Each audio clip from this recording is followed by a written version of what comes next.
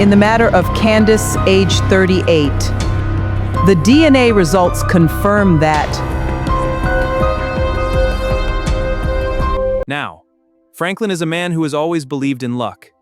He has believed in it his entire life. He bought his first lottery ticket at the age of 18, and he has bought one every single week since then without missing a single week for 27 consecutive years. He has won small amounts here and there over the decades, enough to keep the faith but never enough to change anything.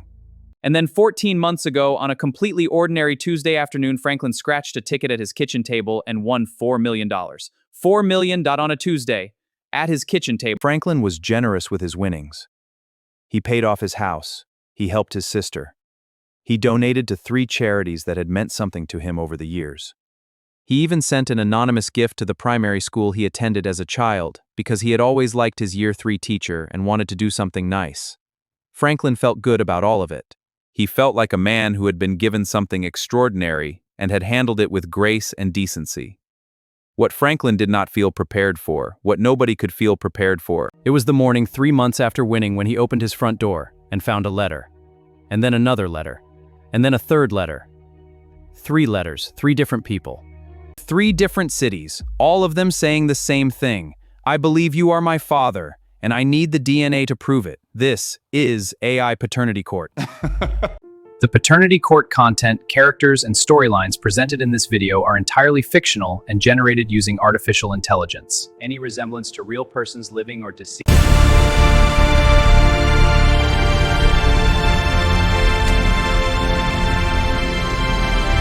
Good morning, everyone. I want to acknowledge immediately that today's case is, even by the standards of this courtroom, genuinely unusual. Franklin, you are here as the petitioner having requested this court's assistance in determining whether you are the biological father of any or all of 3 respondents. Candice, age 38, Rosario, age 33, and Derek, age 29. Is that all correct?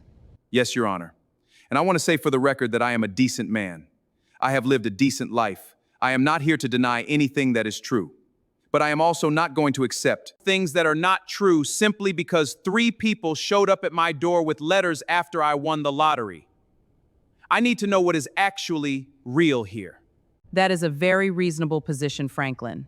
And that is exactly what we are here to find out. Now, I am going to speak to each respondent separately. Candice, you are the eldest of the 3. You filed your claim first. Tell this court why you believe Franklin is your biological father. Your Honor, my mother's name was Patricia. She passed away 4 years ago. Before she died, she told me that my biological father was a man named Franklin, who she had been in a relationship with in the late 1980s in Chicago.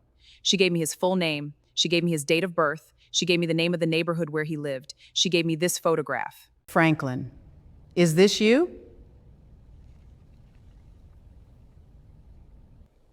That is me. That is me at approximately 22 or 23 years old. I have not seen this photograph in decades. I did not know it existed outside of my own memory. And do you remember Patricia?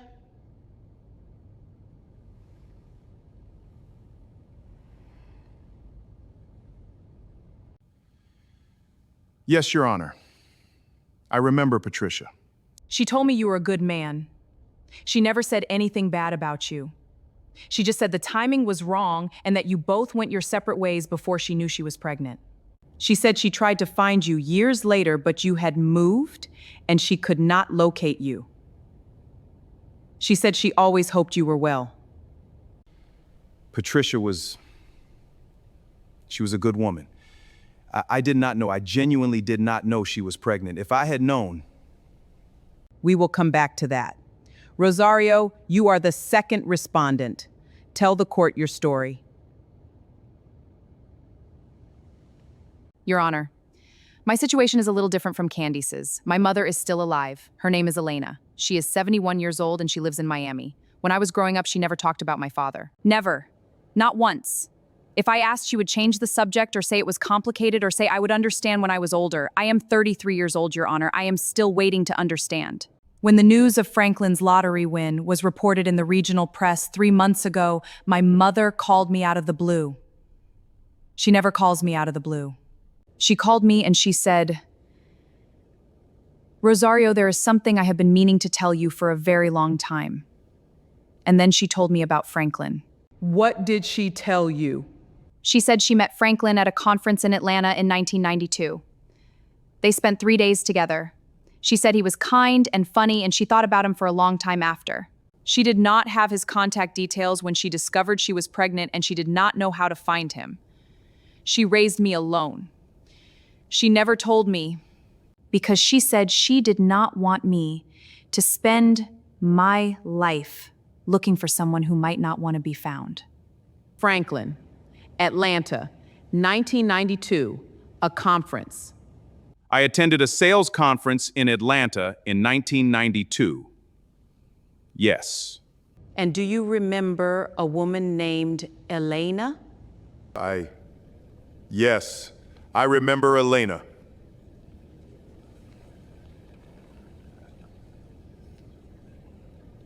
Franklin, I want you to take a moment before I bring in the third respondent because I want you to be fully present for this next part.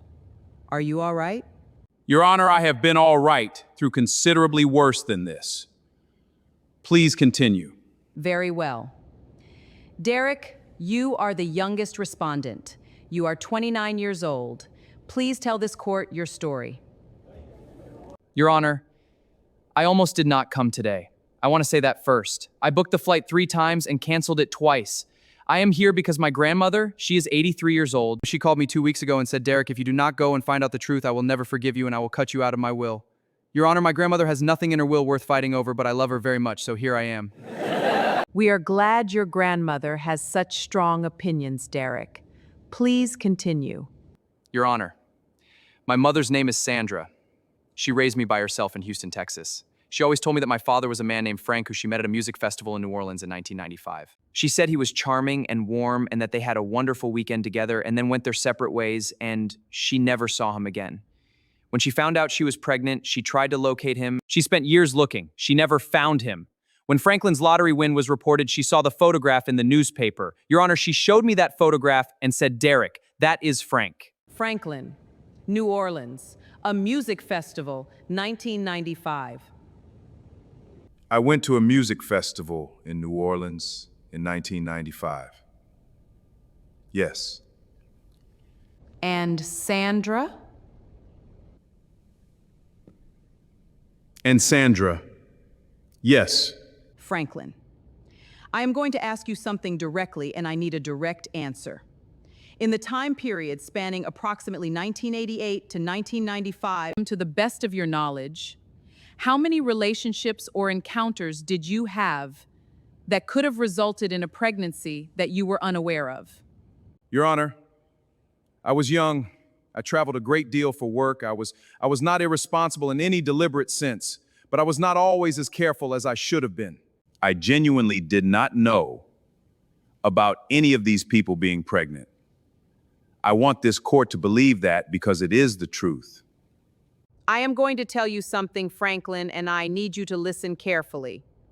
I have 3 DNA results in 3 separate envelopes on this bench. Before I open any of them, is there anything else you would like to tell this court? Anything at all?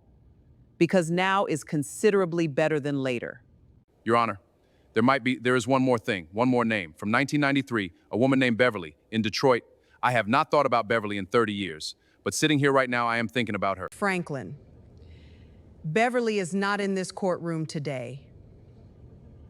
No, Your Honor, but I am wondering if she should be.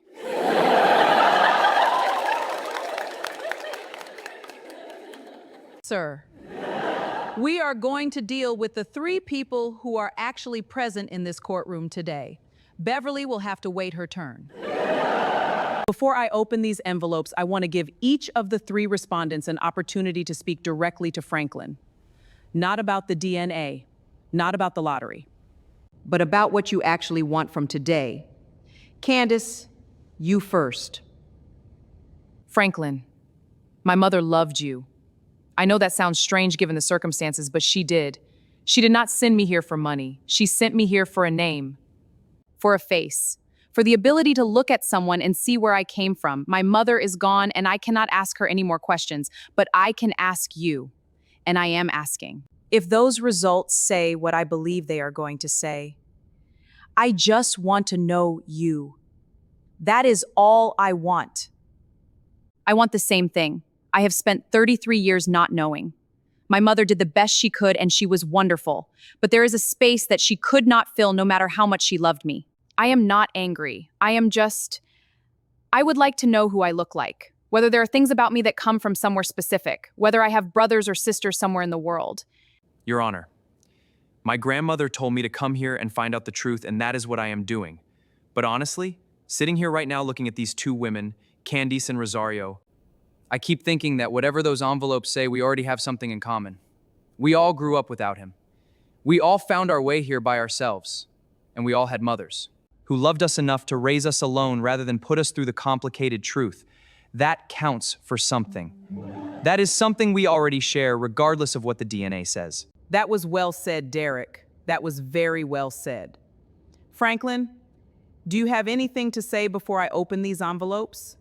I have spent the last 3 months being angry about those letters, feeling like someone was trying to take something from me, like my good fortune had made me a target. And sitting here today listening to these three people, I am ashamed of that. I am ashamed of the anger, because they did not choose to be born without a father any more than I chose to be their father without knowing it. If those results confirm what I think they might confirm, I do not intend to be a man who turns away from it. I have enough. I have more than enough. And a man who has more than enough and still turns away from his own children is not a man I want to be. I have 3 envelopes. I am going to open them one at a time. Starting with Candice. The first envelope is in Judge Harris's hands. 3 people sit across from the man who may be their father. 3 sets of eyes fixed on that envelope. 3 lifetimes of questions about to receive an answer. Or not. There is only one way to find out. Part 2 of Episode 6 drops next Saturday on AI Paternity Court. Subscribe right now so you are there when those envelopes open. We will see you in court. Hit that subscribe button and come back next week for another explosive case.